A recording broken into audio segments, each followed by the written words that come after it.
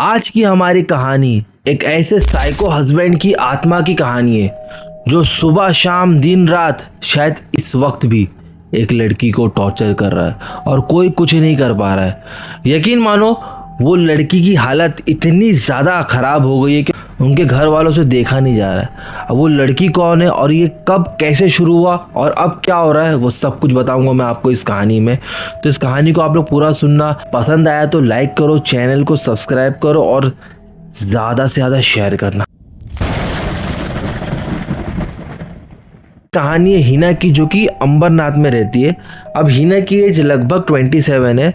हालांकि पहले ये अंबरनाथ में नहीं रहती थी, पहले ये अंबरनाथ से थोड़े दूर पे थाने में अपने हस्बैंड के साथ रहा करती थी। लेकिन उसके हस्बैंड की अब्रॉड में जॉब लगने की वजह से एक दिन उसके हस्बैंड ने कहा कि एक काम करते हिना, मैं तो बाहर चला जाऊँगा लेकिन तुम यहाँ पर अकेले कैसे रहोगी। तो ये लोग अंबरनाथ में हिना की अम्मी के घर के आसपास एक घर रेंट पर ले लेते और उसका हस्बैंड अब्रॉड चले जाता है। अब डेली मार्केट के टाइम पे हिना अपनी माँ से मिलती थी और दोनों मार्केट में साथ में कोई बाजार ले लेते थे। अब बातें करते थे और हिना की माँ अपने घर पर और वो अपने घर पर चले जाती थी। अब ये सिलसिला डेली चलता था। अब एक दिन मार्केट में हिना की माँ क्या नोटिस करती है कि हिना मछली खरीद रही है। वो शॉक्ड हो गई कि क्योंकि उसकी बेटी कभी आज से पहले मछली खाई ही नहीं है, उसको स्मेल से ही नफरत है, लेकिन आज वो देख रही कि ये मछली खरीद रही है। तो उसकी माँ पूछती कि बेटा आज तुम मछली खरीदी, तुमने आज से पहले तो कभी मछली खाई नहीं। तो हिना ने अपनी माँ से कहा कि अम्मी जब से मैं उस नए घर में रहने के लिए गई हूँ मुझे डेली मच्छी खाने का मन करता है और मैं मच्छी खा ही लेती हूँ। तो उसकी माँ सोची अरे ये कैसा अचानक हो गया। खैर अब उसकी माँ और वो दोनों अपने अपने घर पे चले गए। अब अगले दिन हिना मार्केट में नहीं दिखी। तो उसकी माँ सोची कि यार आज हिना मार्केट में क्यों नहीं आई, कहीं तबीयत तो नहीं खराब है मेरी बेटी की। तो वो हिना के घर पे पहुंच गए।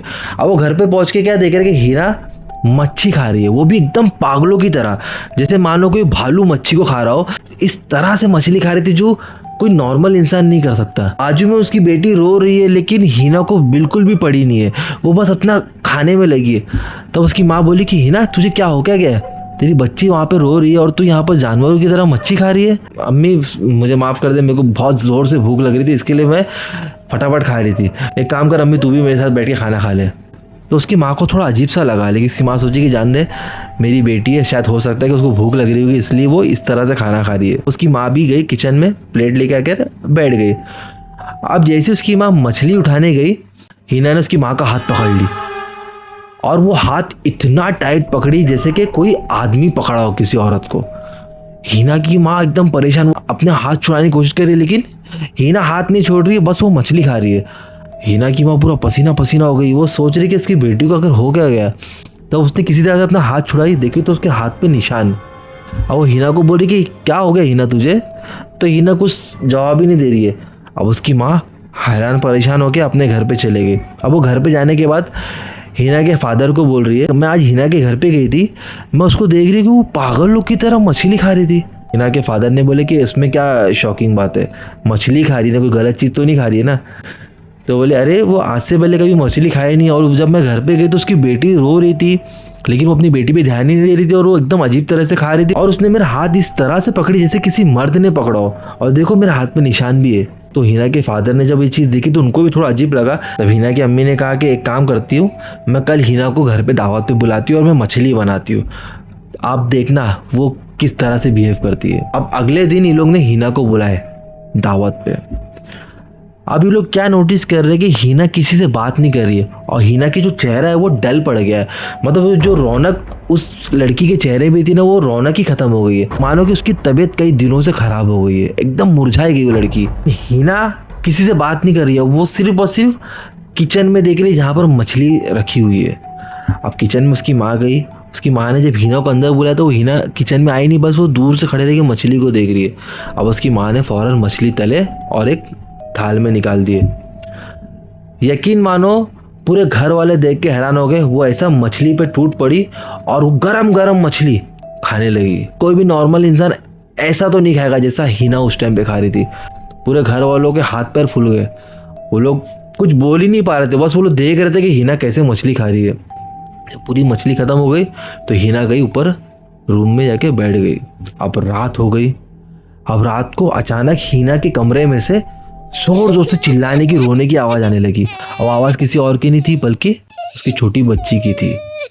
और अंदर से ऐसा लग रहा कि मानो कोई अपना सर पटक रहा हो दरवाजे में, कबाट में, कोई खोलने को तैयार नहीं। और उसके माँ बाप और उसके घर वाले, दूसरे और फैमिली मेम्बर्स थे, वो लोग बाहर से चिल्ला रहे हीना बेटा हीना, लेकिन हीना अंदर से दरवाज़ा ही नहीं खोल रही है। तो मजबूरन हीना के फादर ने वो दरवाज़ा तोड़ दिया और अंदर जाके देखे तो हीना को यहाँ पर कट, यहाँ पर कट, माथे पे से खून निकल रहा है और उनकी बच्ची रो रही है। जब हीना से पूछे कि क्या कर रही है, पागल हो गई तू, तो हीना को कुछ समझ में नहीं आ रहा। वो अजीब सा हंसने लगी, एकदम हंसने लगी और एक अजीब सी बदबू भी आ रही थी। जब उसकी माँ उसके करीब गई उसका चेहरे के सब खून वीन पोंछने के लिए, तो नोटिस करती कि हीना ने अपने शलवार में सुसु पोटी सब कर दी थी। सब देख के हैरान कि इतनी बड़ी लड़की ये सब कैसे कर दी, क्या हो गया इसको।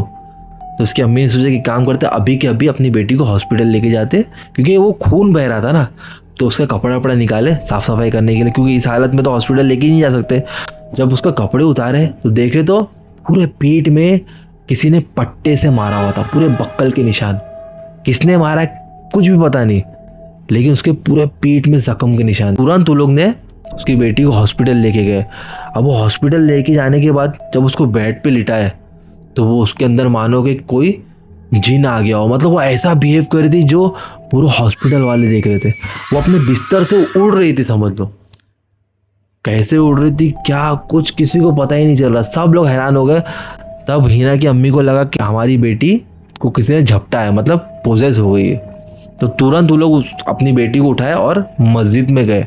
मस्जिद में जाने के बाद मौलाना को दिखाया। मौलाना बोला कि ये सब मेरे बस की बात नहीं है, एक काम करो, यहाँ पे करीब में एक आलिम रहते हैं, उनके पास जाओ, वो शायद आपकी हेल्प कर सकते हैं। तब वो अपनी बेटी को लेके आलिम के पास गए। वो आलिम ने कुछ नहीं किए। आलिम ने सबसे पहले 3 नींबू लिए, नींबू को उस लड़की पर से उतारे और उस नींबू को काटे। थोड़ी देर के बाद वो नींबू पूरे काले काले हो गए।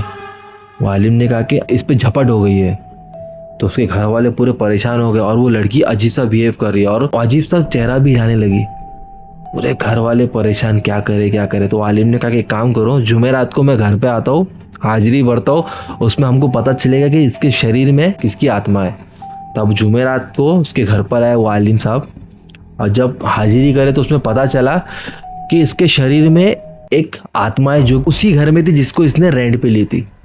और जब उस घर की हिस्ट्री निकाले तो उस घर में कई साल पहले एक हस्बैंड वाइफ रहते थे और वो हस्बैंड एक साइको हस्बैंड था जो कि उसकी बीवी को बहुत मारता था, बहुत टॉर्चर करता था, हर दिन अपनी बीवी से झगड़ा करता था। अपनी बीवी की जान लेने पे भी तुल गया था। एक दिन उसने अपनी बीवी को भी जला दिया, खुद भी जल के मर गया। उसकी वजह से वो घर कई सालों तक बंद था।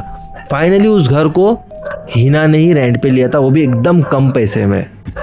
और एक रात को हीना पर वो हावी हो गया था और तब से वो हीना के साथ था। वो आदमी को मछली खाना बहुत पसंद था और अगर ये उसको मछली नहीं खिलाती थी तो वो उसको रात को मारता पीटता था। लेकिन ये बात कभी वो उसकी अम्मी को नहीं बताती थी।